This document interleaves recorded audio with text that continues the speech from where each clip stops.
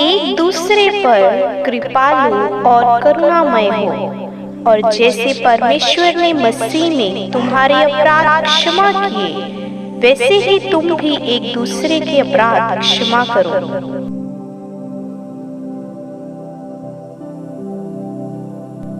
हमको उसमें उसके लहू के द्वारा छुटकारा अर्थात अपराधों की क्षमा उसके उस अनुग्रह के धन के अनुसार मिला है, जिसे उसने सारे ज्ञान और समझ सहित हम पर बहुतायत से किया।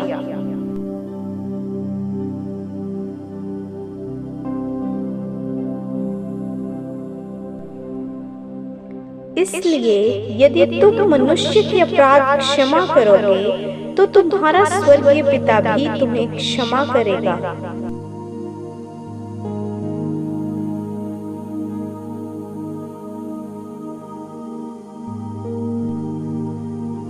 और यदि किसी को किसी पर दोष देने को कोई कारण हो, तो एक दूसरे की सह लो और एक दूसरे के अपराध क्षमा करो। जैसे प्रभु ने तुम्हारे अपराध क्षमा किए, वैसे ही तुम भी करो।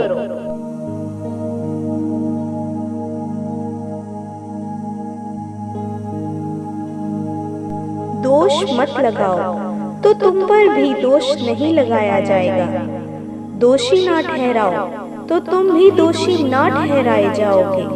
क्षमा करो, तो तुम्हारी भी क्षमा की जाएगी।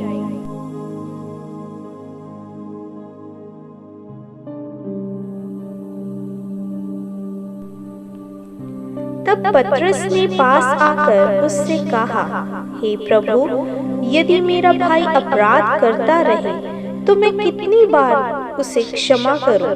क्या 7 बार तक? यीशु ने उससे कहा, मैं तुझसे यह नहीं कहता कि 7 बार, वरन 7 बार के 70 गुने तक।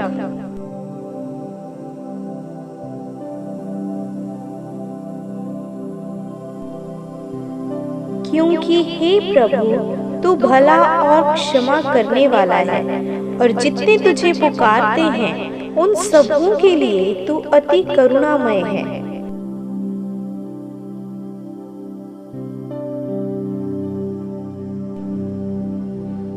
और जब कभी तुम खड़े हुए प्रार्थना करते हो, तो यदि तुम्हारे मन में किसी की ओर से कुछ विरोध हो, तो क्षमा करो, इसलिए कि तुम्हारा स्वर्गीय पिता भी तुम्हारे अपराध क्षमा करे।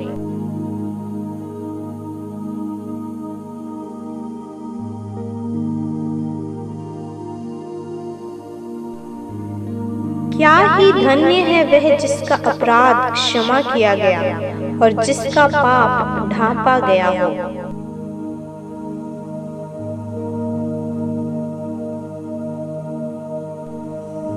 इसलिए यदि तुम मनुष्य के अपराध क्षमा करोगे, तो तुम्हारा स्वर्गीय पिता भी तुम्हें क्षमा करेगा।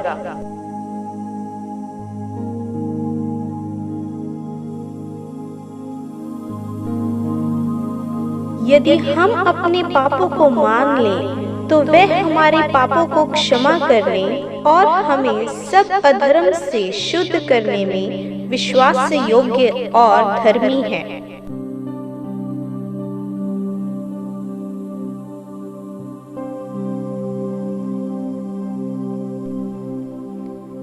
क्योंकि मैं उनके अधर्म के विषय में दयावंत हूँगा और उनके पापों को फिर स्मरण ना करूँगा।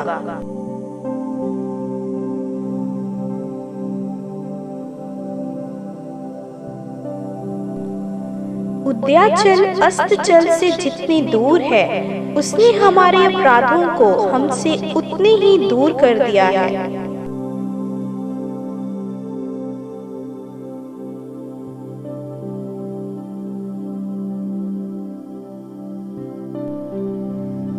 मैं वही हूँ जो अपने नाम के निमित्त तेरे अपराधों को मिटा देता हूँ और तेरे पापों को स्मरण ना करूँगा।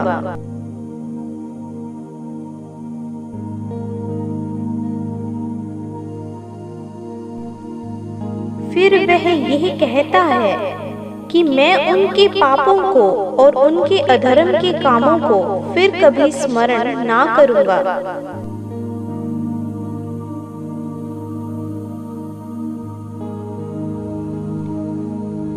उसी ने हमें अंधकार के वश से छुड़ाकर अपने प्रिय पुत्र के राज्य में प्रवेश करवाया, जिसमें हमें छुटकारा अर्थात पापों की क्षमा प्राप्ति होती है।